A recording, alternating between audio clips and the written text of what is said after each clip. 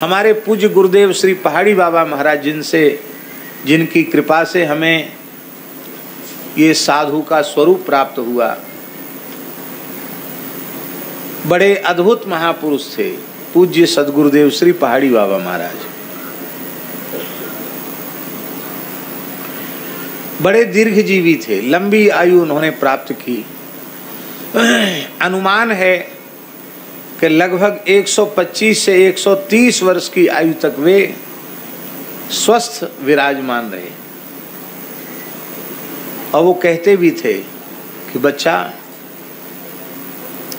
जब तक नहीं चाहूंगा नहीं मरूंगा, और जिस क्षण चाह लूंगा उसी क्षण चल दूंगा। ऐसे थे वो, कहते थे कि मैं मृत्यु के अधीन नहीं हूं, मृत्यु हमारे अधीन है। जब हम मरना चाहेंगे तो मरेंगे, नहीं मरना चाहेंगे तो नहीं मरेंगे। और ऐसा ही हुआ, ऐसे ही गए वो। तो महाराज जी अपने जीवन की बात बताते थे कि गृह त्याग करके आए, और उसमें भी बड़े विलक्षण ढंग से गृह त्याग हुआ। बड़ी विचित्र बात है, सुनने योग्य बात है एक संत के जीवन की। ब्राह्मण परिवार में उनका जन्म हुआ था, और उनके नाना जी बहुत बड़े विद्वान थे, व्याकरण के, संस्कृत के, ज्योतिष के, वेद के बहुत बड़े विद्वान थे, प्रतिष्ठित विद्वान थे उनके नाना जी। तो समय से यज्ञोपवीत हुआ, और नाना जी के पास कुछ पढ़ते लिखते भी थे, ज्योतिष भी पढ़ते थे, थोड़ा व्याकरण भी पढ़ते थे। 15-16 साल की उम्र के होंगे। गांव में कीर्तन हो रहा था मंदिर में, और एक दिन की बात, कोई रात की बात नहीं है, दिन की, माने दिन के 4 बज रहे होंगे ऐसा समझ। ठंडी का समय था, तो धूप में बैठ के लोग कीर्तन कर रहे थे गांव के मंदिर के आंगन में। और ये 15-16 साल के बालक ही होते हैं, तो ये वहां पहले तो थोड़ा खेल कूदते रहे, बाद में लेट गए, वहीं सो गए। तो एक भयंकर नाग आया, विषधर नाग, और नाग आकर इनके पेट पर कुंडली मार के बैठ गया। तो नाग का ठंडा ठंडा स्पर्श, और जब इन्होंने खोले नेत्र तो देखा कि ओ, इतना बड़ा फण फैलाए हुए नाग बैठा है। बोल ही नहीं पाए कुछ भी, मुंह से आवाज नहीं निकली डर के मारे।